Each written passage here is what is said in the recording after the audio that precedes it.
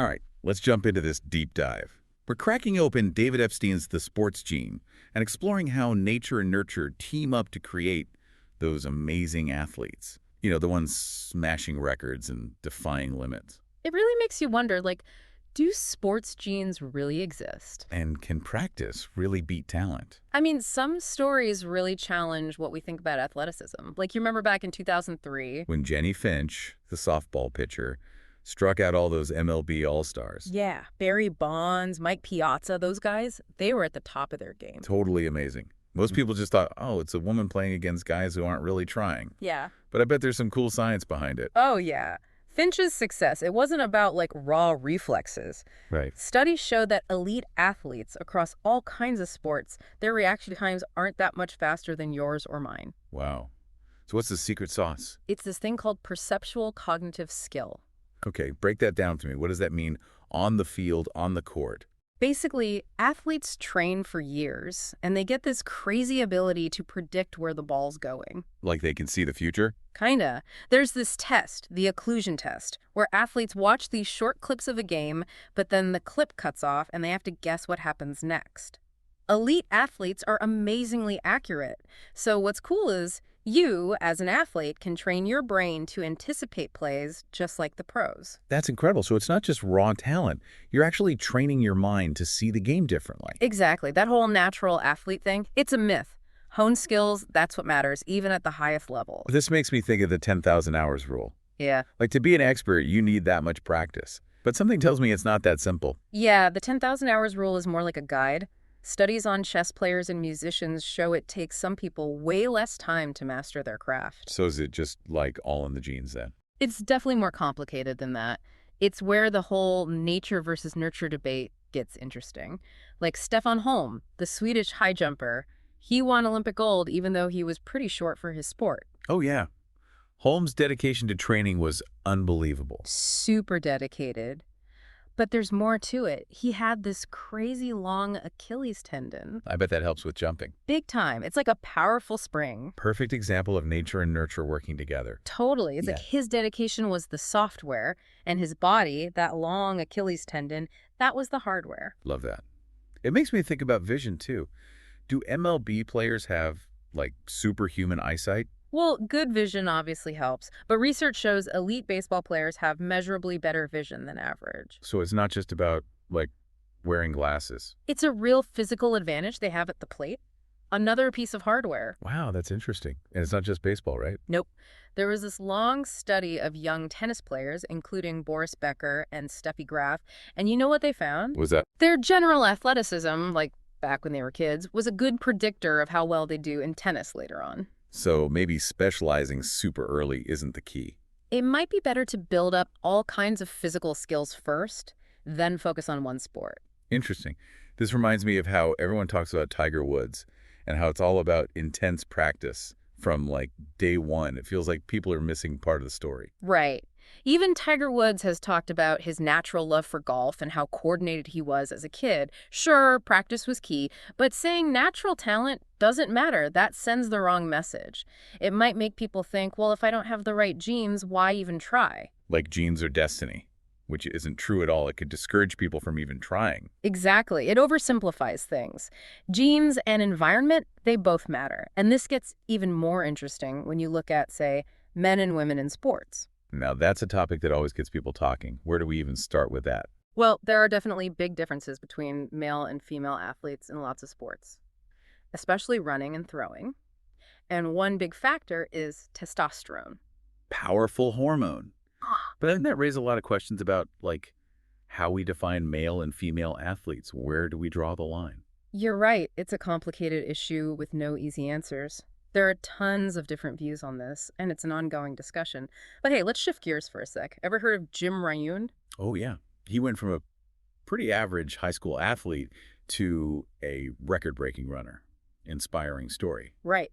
He's a great example of what they call high responders to training. Some people, with the same training, they just improve like crazy, while others see smaller gains. So some people are just, like, genetically built to respond better to training. Seems that way.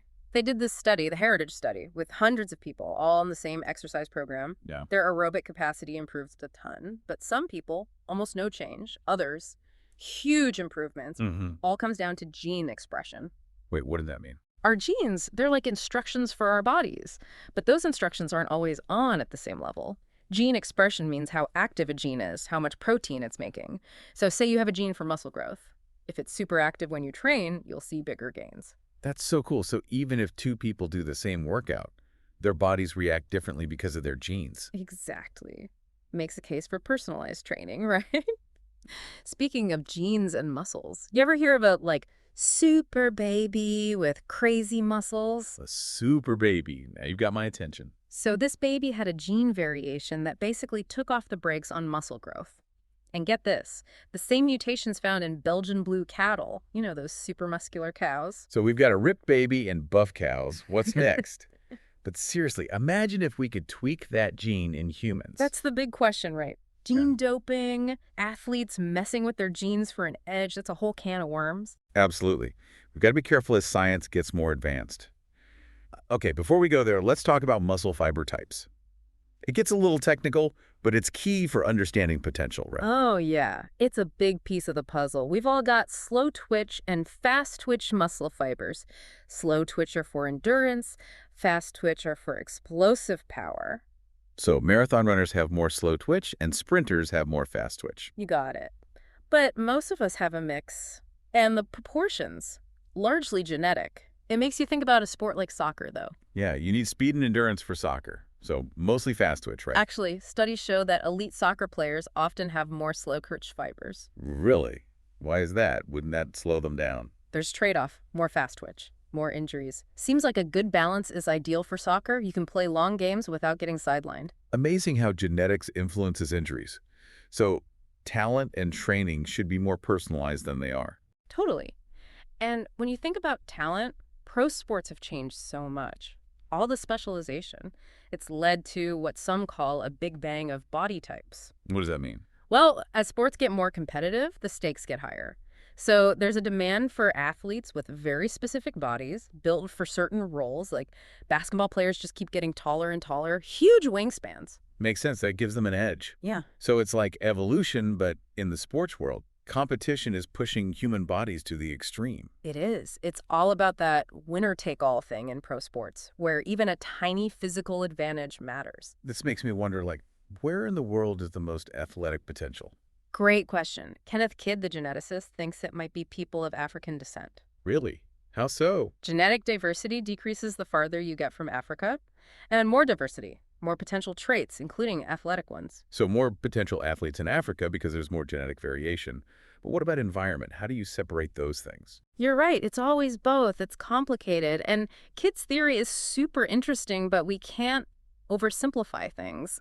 Lots more research is needed. It's always more complex than it seems. Definitely. But there are some really cool genes we know about that affect athletic performance. Ever heard of the ACTN3 gene, the speed gene? Now that I gotta hear about. It's a super important gene for muscles, especially for explosive power.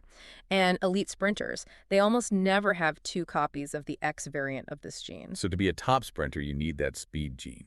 What about people with two copies of the X variant? Are they just slow? Not always. It's never just one thing, but that variant, it's way more common outside of Africa. Maybe it helped people adapt to colder climates or farming way back when. Wow. So a gene that affects athletes today might have helped people survive thousands of years ago. Totally. The connection between our genes and the environment, it goes way back. Speaking of which, there's this crazy theory. It asks, could Black athletes being dominant in sprinting be because of, get this, adaptations to malaria? Malaria. Now that's a connection I wouldn't have made. It's a cool but controversial idea.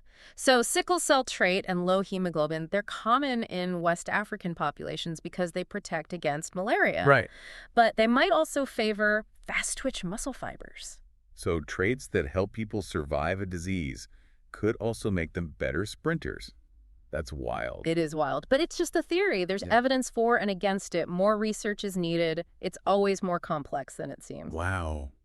So much to think about. It really changes how we see athletic talent. It does. There's so much more to uncover. Well, I am hooked. We'll have to pick this up in part 2. Can't wait. We've got some even crazier stories to dive into. Welcome back to our deep dive. Last time, we left off on that malaria thing. Yeah, that connection to sprinting, it really makes you think about, like, the twists and turns of evolution. One little adaptation can have all these unexpected effects. Totally. Speaking of fascinating grooves, we got to talk about the Kalenjin people from Kenya. I mean, they're producing some of the best distance runners in the world. It's crazy. There's this program, KenSAP, and they help connect these talented Kalenjin runners with U.S. colleges. Oh, yeah. I've heard about that. The number of incredible athletes they've found through that program is mind-blowing. Clearly, it's not just a fluke. What's going on there? What makes them such great runners? It's like the perfect mix of nature and nurture, you know? They live in this region where running is a huge part of their culture. Kids run to school, they herd cattle, all this long-distance stuff. So they're building that endurance from a young age. Makes sense. Plus, their genetics play a role, too.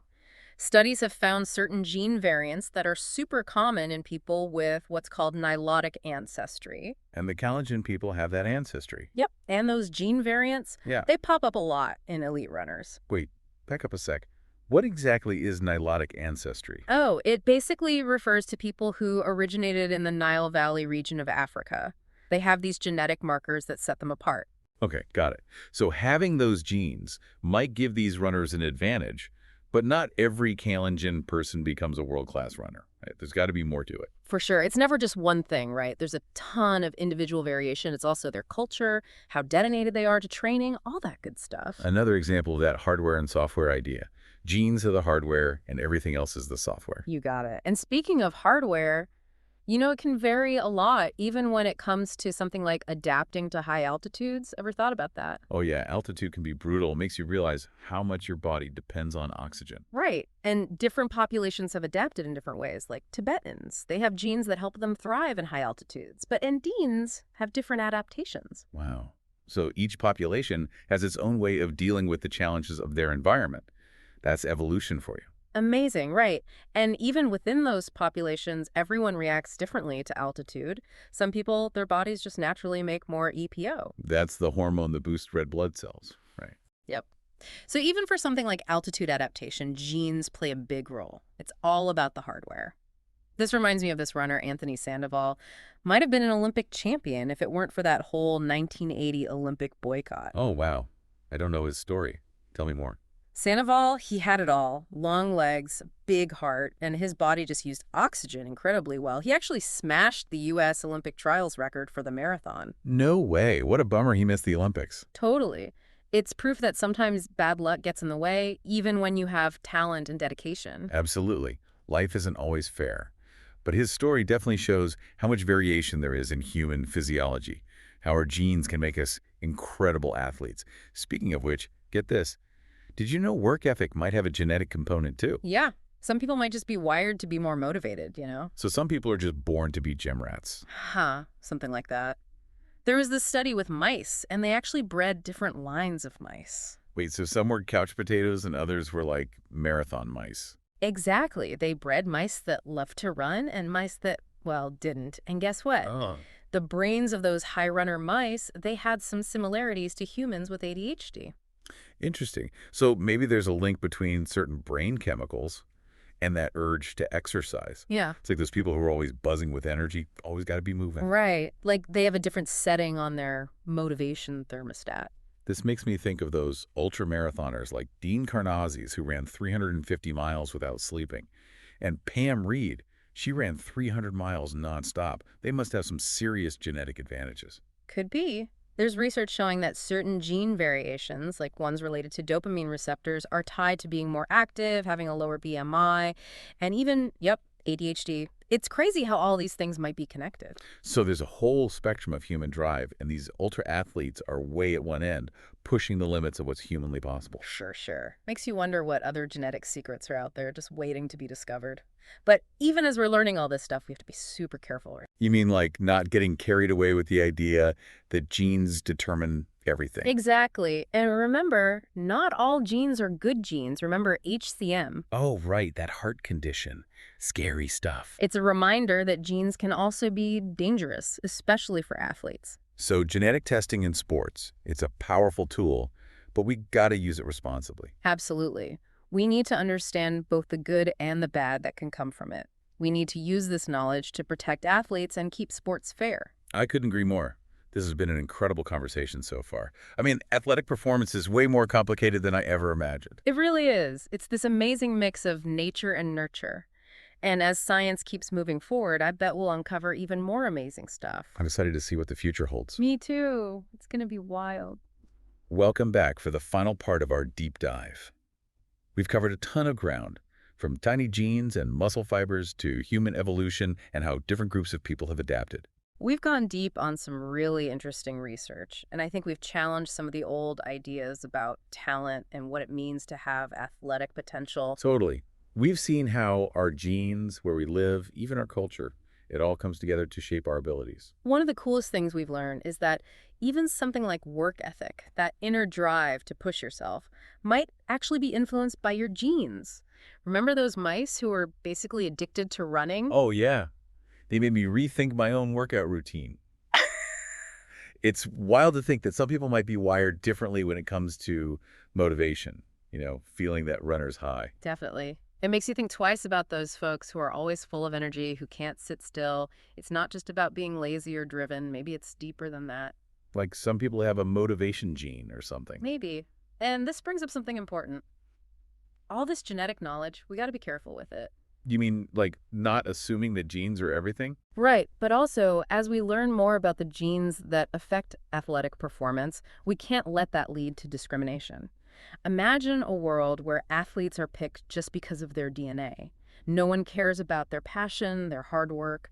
Nothing else matters. That would be terrible. It would take all the heart out of sports. And remember, even with the best genetic testing, we're still just scratching the surface, right? Totally. It's not like having a certain gene means you're guaranteed to win a gold medal. Your environment, how you train, all that stuff matters a lot. It's like a recipe, right? Genes are just one ingredient. Good analogy. And not all ingredients are good. Remember HCM, the heart condition. Right. That one can be really dangerous for athletes. It shows that genes can come with risks, too. So, genetic testing in sports, it's a powerful tool, but we got to be super careful. We need to use this information to help athletes, not hurt them. For sure. Understanding both the good and the bad, that's key. So, as we wrap up, what are the big takeaways here? What should our listeners be thinking about? The main thing is athletic performance. It's complicated. No single gene determines your fate. It's always a combination of your genes and everything else in your life. It's like your genes are the blueprint, but then it's up to you how you live, how you train, all those choices you make. That's what really shapes your abilities. And as we learn more, we need to use this knowledge the right way to help athletes train better, stay healthy, and make sure everyone has a fair shot. It's an exciting time for this field. Who knows what we'll discover next? I can't wait to find out. This has been an incredible journey. Thanks for joining us on our deep dive into athletic genetics. Keep those minds curious and those bodies moving. And never forget, being an athlete is about so much more than just your genes. It's about the passion, the dedication, that drive to push yourself and see what you're truly capable of.